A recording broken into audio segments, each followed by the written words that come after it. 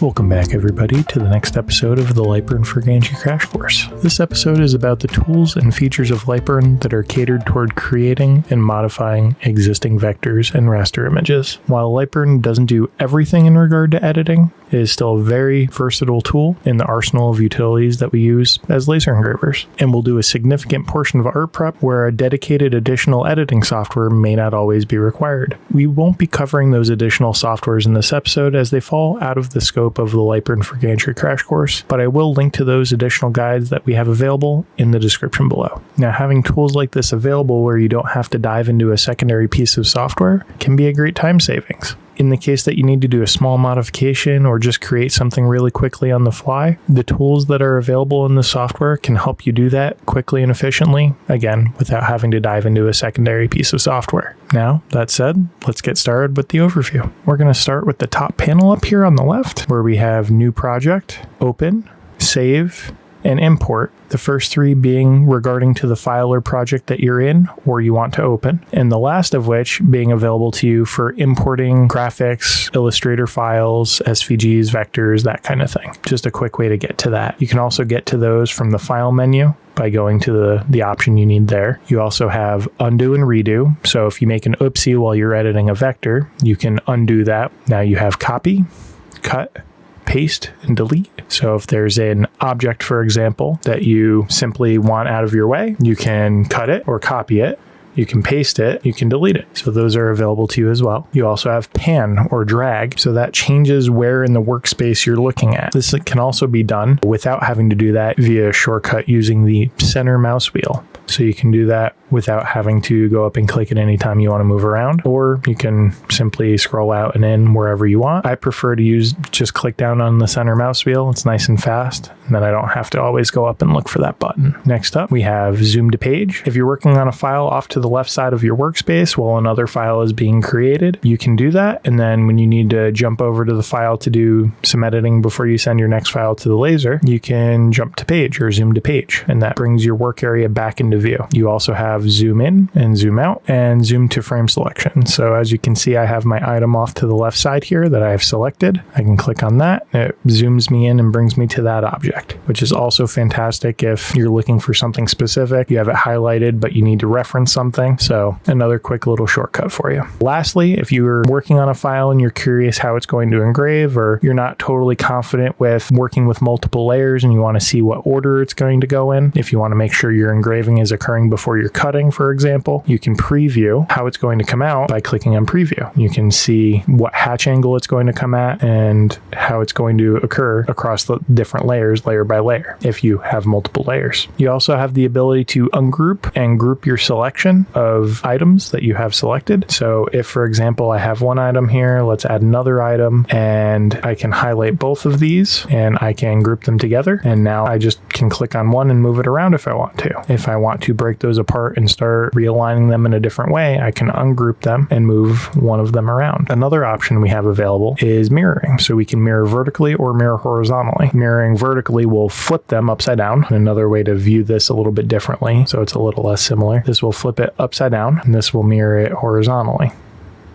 Another option we have is align both centers. If they're not grouped, they're not being seen as one item, you can select multiple items and center them to each other. If we undo that, we can also align to left, align to right, align to center, align to the top edges, align to the bottom edges, align in the centers. Moving on to the left-hand bar, we have our select tool, which allows us to grab onto one of our objects and move it where we want it and align different shapes. We have our draw line or pen tool, depending on which software you're used to working in, and that will allow us to create different shapes, whatever we want. This is fantastic in the case that you're tracing an object or making something that's not really an out-of-the-box shape like a square or a circle per se. Then you also have squares, as you've already seen me make. You have circles. You have polygons.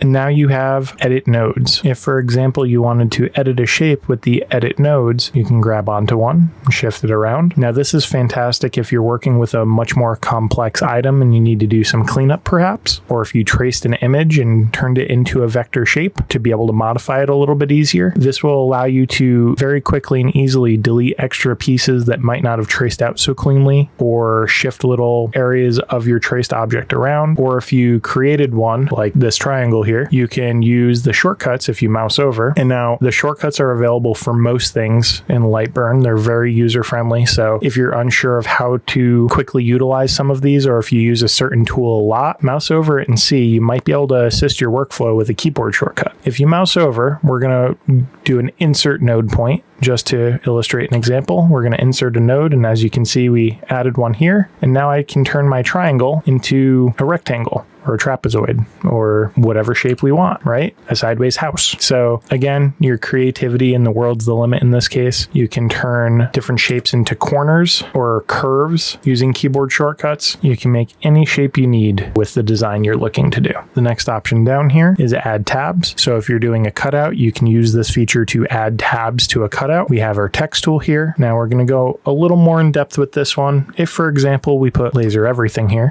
we can now unlock the options up here, such as the font, bold, italic, uppercase, welded, and distort. And in the case of Weld, I just want to illustrate this. You'll notice that if we go to a script here, we're going to be missing areas of the script. And this is from the letters overlapping in the font. So if we turn Weld back on, you can see that they're now matching up and engraving the whole area. And that adds continuity into the text. Whereas in different software packages, you would have to combine these and unite them or do other things, whereas LightBurn is doing this automatically for you. If in the case you didn't want to do that and you wanted to have them as little separate pieces and move them around, you could absolutely turn Weld off. You can convert these to paths and you can shift them apart or fit them how you see fit. I find this very helpful. Another thing you can do, if you have font that you've already typed out and you want to, let's say, stack it instead of have it in a single line, you can do something with Shift Enter to break these into two different lines. And now you can change the height of the text, which is essentially the font size. You can change the horizontal spacing like this, going up and down, or you can change the vertical spacing. So if you have multiple lines stacked and the font just puts too big of a space there for you, you can bring it together, you can stack it and do inlaid text, you can do all different things, and you can change how it's aligned. So if you want it aligned left, aligned right, middle, and in the case that you're not dealing with words, for example, you can change the different data type that you're dealing with. While we're on the subject of the sub-menu bar here at the top, I'm going to go back over here to one of our shapes just to illustrate that we also have here the locked aspect ratio button here, this lock. If, for example, we use this percentage to change from 100% size to 50% size, this tells us where our anchor point is, so where we're going to drag the shape into. We're dragging it toward the center of the shape, reducing it by 50% with a locked aspect ratio. That means it's going to maintain the spacing on all sides in terms of percentage, but drop everything by 50%. If we did that unlocked, and I'll undo this here so we can show you a different example. If we do this unlocked with the same value in the same position, you can see that we just changed the width. And in order to get the same outcome with unlocked ratio, we would have to do the same thing to the height ratio there. So it's very powerful, very useful. And if we undo all of the changes we just made and we leave it locked, I'll give you an example again. Let's put the anchor point down to the bottom right. So instead of it shrinking down toward this center anchor point here, it'll be shrinking down to the right, and we'll make the same 50% change. It's going to drop it down to the right. Now, depending on your design process, this may be very useful to you or perhaps not, but it's available to you in the case that it is. You can also rotate the shape. So if, for example, we need to rotate it 5% to make it look the way we want or fit into a cutout the way we need it to, we can rotate it exactly 5%, or we can grab onto the shape here if it's a little less precise and you just want to fit it the way you want it. You can rotate it just by grabbing onto that corner anchor with the rotate option. If you wanted to resize it not using the options up here, you could also do so by eye by grabbing onto one of the corners. That will maintain the aspect aspect ratio as a lock, or grab onto the sides that will not maintain the aspect ratio, but will allow you to resize it if you need to distort it a little bit to fit it in where you want. Now you also have the dock options here, and what this does is it allows you to slide objects to the next item that stops it, whether that's the edge of the workspace or another item. If I place this object here and I want to send it over to the left side of my workspace, I can use the dock left option. If I want it to bump right up against this item, I can do dock right, and it'll bump right up against this item. Now if I slide this all the way over here and I dock right again, just to give you another example. So that's the basic concept of that. Top, bottom, left, right, same concept. You can also move things as groups in the same way. So if I have both of these items and I grab both of them, move as group, I can send them right and left while maintaining their spacing, top, or at least into the next item it bumps into, or bottom, or until it bumps into a next item. So that's how that works. And again, depending on your workflow, that may be useful to you or not, but is there for you. There's also the option for offering padding to that value. So if we want, for example, 20 millimeters of padding aligning to the right, it'll give us 20 millimeters of spacing here, depending on the measurement type that you're using. If we change this to inches, you'll see that this cuts 20 millimeters down to just over 3/4 of an inch, which lines up. So if you want to switch from standard to metric, you can do so here quickly on the fly. So if you're looking to size something and somebody gives you a value in inches and everything else on your workspace is in millimeters or vice versa, you can quickly rotate back and forth to fit your needs and get the sizing the way you need it. Now that we're done with these upper values and the sub bar at the top, let's go further down this left-hand side menu. And we're going to be talking about the Boolean tools here. Now there's Boolean Weld, Boolean Union, Boolean Subtract, and Boolean Intersection. Now, a lot of these require at least two shapes, and I'm going to use these two shapes as an example. And per usual, the dark area is going to engrave, the white area is not. And when you stack two vector shapes like this, or even multiple, it cancels out the next shape down. So as you start to change where things overlap or modify different vectors, you'll see that this changes how they react. So what we're going to do is we're going to show you what these four things do. So I'm going to go ahead and highlight these, and we're going to go ahead and do a weld. So by welding these, we're essentially combining the shapes together. I'm going to go ahead and undo. Now you'll notice we can't click the rest of these, and that is because the rest of these are expecting two objects. So if, for example, we take these two shapes and leave the bottom one out and we group them, that is now being identified as one shape. And we can highlight this one shape that's being treated as a shape and the second shape. And now we can Boolean Union, which will in effect do something similar to the weld, but it treats it a little bit differently. And we have Boolean Subtract, and you can change which shape is being subtracted from which based on which order you select them in. So if I select the bigger shape and then the smaller shape, it's going to select the second shape and remove that from the first shape. If I select the smaller shape and then the bigger shape, it will do it in reverse. Now we have Boolean Intersection. So that only allows for the overlapping shape to be kept. So if I move this shape up here and then I Boolean Union again, it's going to remove this part and it's going to remove this part because they're not overlapping. So just a quick example of the four Boolean values there. Now you also have the array tool. Now we're not going to get too deep into the array tool, but for the basics, we're just going to go ahead and select one. We're going to click on the array tool, and you can tell it how many X columns you want, Y rows. You can mirror which direction it's going when it creates it. You can distance from center to center or edge to edge. You can shift the rows. You can do lots of things. This is a very powerful tool. Again, we're not going to get too far into the details of this. And it's also possible to auto increment on variable text as well. Again, not going to get into that right now, but that's essentially the concept of it. Now, if I click OK, we now have an array of things that are spaced exactly the way we want it and spaced evenly.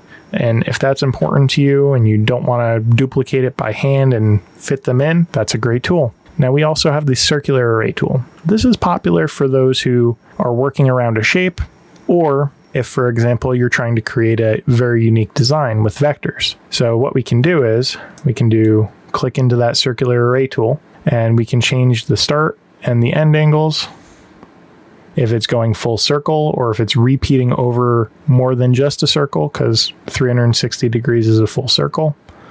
We can change the step value, so where it's going. We can change how many copies we have to really make it look crazy, and we can change where the center is. So again, another fantastic tool. There's a lot to it. We're not going to go too far down the details of this. However, again, just to show you an example of how this might be used or how you could use it to generate something cool and unique, or how it might apply to some of your projects. We're going to go ahead and click OK on that and move on. We lastly have set shape start point, and we also have click for corners for rounding. In the case of set shape start point, we can tell it where we want to start. We can pick a corner or any node, and that just tells LightBurn where you want to start the shape. If, for example, you need to start marking it in a certain position or orientation. Next up, we have the corner tool here. Now, by clicking on a node, we can now change the right angle corner into a radius corner. So if we click on all of these, we can actually change the angle. So if we make it really abrupt, we cut deeper into the shape and we get a nice beveled corner. So depending on what you need, if one's not working the way you need it to, you can increase or decrease the radius. So again, very useful, very powerful tool. Now that we've gone over a little bit of everything in terms of the art and creation of different vectors and images and how you can impact things, there is one more thing I wanted to go over, and that is with the trace tool. Now, you may have seen in other videos we've used to essentially turn a raster image into a vector. I'm going to go ahead and import here a very basic image. I'm just going to drag and drop it right into LightBurn. And this is a screenshot of the word test. Now you can see that I had it essentially written, and then I went ahead and screenshotted it. So this, again, isn't ideal, right? But I'm going to show you kind of the power behind the trace tool. So if I click on this image and I right click, we can trace or adjust the image. Now, if I go ahead and trace it, you can see that it's got a kind of pinkish purple outline around different shapes here. And you can shift to get kind of highlighted what you want based off of the pixels and clusters of pixels that you see. So if there's kind of like a dithered image in here, it's going to change how it sees the image. You can also change the different options, but for a basic overview, we're just going to click OK. We're not going to delete the image after trace, just to show you what the result is.